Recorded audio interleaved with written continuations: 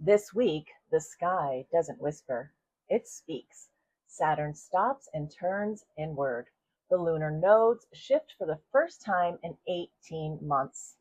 Venus and Mars clash. And on Wednesday, the buck full moon rises at the exact moment Jupiter sits at the heart of the sun in Leo. This is the week of July 26th through August 1st, 2026, and it asks one question of every one of us. How much of your life are you actually living? Sunday is the opening chord of a complete week. Saturn stations retrograde in Aries, and it will stay there until December. When Saturn stops moving forward, it turns its lens inward. Every structure in your life that was built on someone else's expectations rather than your own truth will feel it. The job that looks right but feels wrong, the role you've been performing, the version of yourself you keep for everyone else while your real self waits. Saturn retrograde is not a punishment, it's an audit. And the only things that get flagged are the ones that aren't built on you. Simultaneously, the sun in Leo opposes Pluto in Aquarius, and the lunar nodes shift onto the Leo Aquarius axis for the next 18 months. What this means in plain language, well, we are entering a collective chapter about the relationship between the individual and the community. Your gifts, your authentic self expression, your unique voice. How do they serve something larger than you? That question is now a defining theme of the next year and a half. If you find no one to support you on the spiritual path, walk alone. There is no crime in being alone.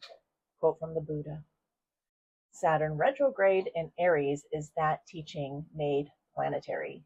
Stop looking outside yourself for permission, for authority, for the signal that you're ready. The inner knowing you keep overriding, that's the path. Walk it. Monday brings the sun in Leo, trining Neptune retrograde in Aries. Fire and fire in harmony. Creativity, vision, and spiritual inspiration flow easily today. The full moon is 2 days away, and you can feel it building.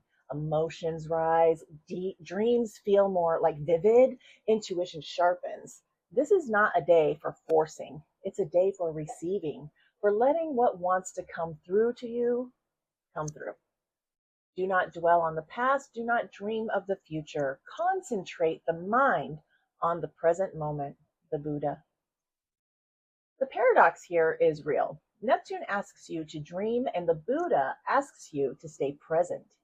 The resolution is this: let the vision come, but don't chase it into anxiety. Receive it in the present moment. The full moon will illuminate it soon enough. Tuesday is the tension before the peak. Venus in Virgo squares Mars in Gemini, the two planets of love and desire in conflict, where you've been settling for less than you deserve, where there's been friction in a relationship, where your needs and someone else's have been colliding quietly. It surfaces today. This is not bad news. Venus square Mars is not conflict for its own sake. It is clarification. It shows you exactly where something needs to be changed before the full moon harvest on Wednesday. You will not be punished for your anger. You will be punished by your anger, the Buddha. Beneath the tension today is almost always something more tender than anger. A need that hasn't been spoken, a truth that hasn't been named. When Tuesday gets uncomfortable, go one layer deeper. Ask, what is actually hurting here? That question is the beginning of the release. Wednesday, July 29th, two extraordinary cosmic events on the same day. The buck full moon rises in Aquarius at 7:36 in the morning. Full moons always illuminate. They bring to the surface what has been quietly growing since the new moon on July 14th. The buck moon specifically is named for the moment male deer reach full antler growth, full, visible, undeniable. Whatever has been growing in you this month, this morning, it is in full light. And the Aquarius moon sitting opposite the Leo sun asks, how does your individual light serve the collective? Not what do you want for yourself? What does the world need that only you can bring? And then also on this same morning, Jupiter Kazemi, Jupiter sits the exact heart of the sun in Leo. Kazemi is an ancient term meaning at the heart of the sun. And a planet at Kazemi is said to be its most powerful, most illuminated, most divinely amplified state.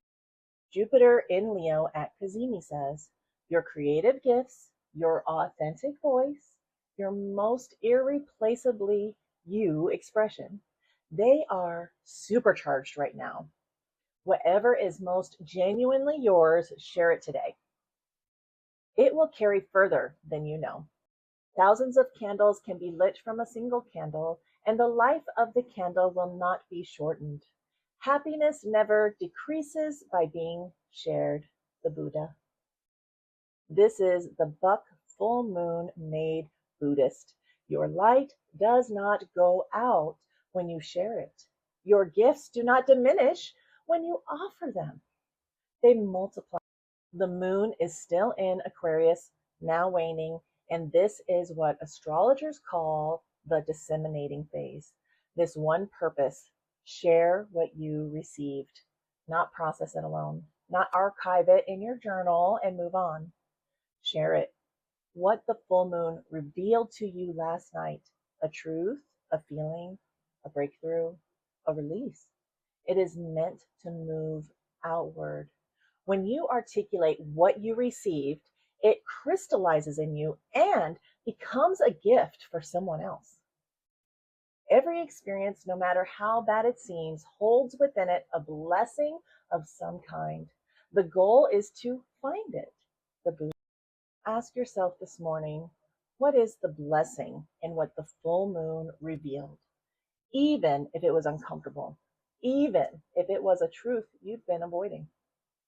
The gift is in there. Find it. Then share it. The moon moves into Pisces on the last day of July, and Pisces brings compassion, spiritual depth, and the gentle wisdom to release what the month stirred up without clinging to it. July 2026 has been one of the most cosmically active months in years. Saturn retrograde, the North Node shift, Jupiter Kazemi, the buck full moon. If you were present for any of it, something in you has shifted, not finished, shifted. No matter how hard the past, you can always begin again, the Buddha. The Pisces moon on the last day of July says, release the month with grace, not with regret about what you didn't finish, with gratitude for what moved. August begins tomorrow, and Leo season is still burning. The becoming continues. August 1st laments the ancient first harvest festival.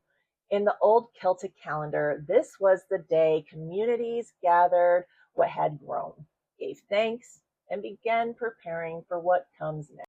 The Pisces moon asks nothing of you today but presence, spiritual openness, the willingness to receive what this week, what this month has actually given you. Not what you wanted, what was. In the end, just three things matter: how much you loved, how gently you lived, and how gracefully you let go. The Buddha. This is August's opening instruction. Love what you're building, live it gently, and let go of July and all of it with complete grace. I'll see you Monday at 5 p.m. Pacific for the Phoenix Renewal Hour, and I'll be back next week with everything August holds. Leo season is not done with us yet.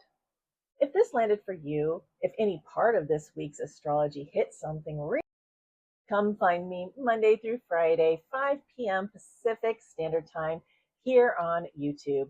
The Phoenix Renewal Hour is where we do this work live in community in real time. My journal, My Journey to Myself, is linked below. 400 prompts for the woman who is done performing her life and ready to actually discover it. And if you're building something new this season, AI Side Hustles for Women Over 40 is there too. Subscribe so next week's video finds you. Share this with one woman who needs, and I'll see you in the comments. The harvest is real, the becoming is happening. Keep going.